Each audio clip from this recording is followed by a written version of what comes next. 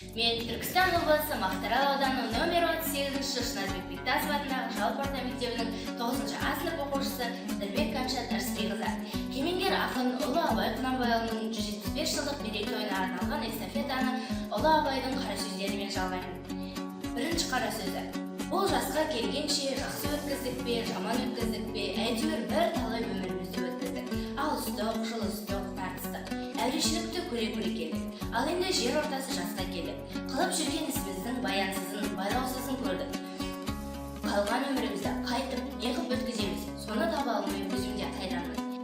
Ел бағу, жоқ, елге бағым жоқ. Бағусыз дертке ұшырайын деген адам бақпаса, не алдыртқан көңілі басылмаған жастар бағамын демесе, бізді Құдай сақтасын. Мал бағу, жоқ, бағалмаймын. Балалар өздеріне керегінше өздері бағар. Енді қартайғанда өзің түгел қызығын көре алмай тұғын. Ұры, залым, тілемшектердің азығын бағып берем деп, қалған аз ғана ғұмырымды қор қылар жайым жоқ. Ғылым бағу, жоқ, ғылым бағарға да ғылым сөзін сөйлесер адам жоқ. Білгеніңді кімге үйретесің, білмегеніңді кімнен сұрайсың.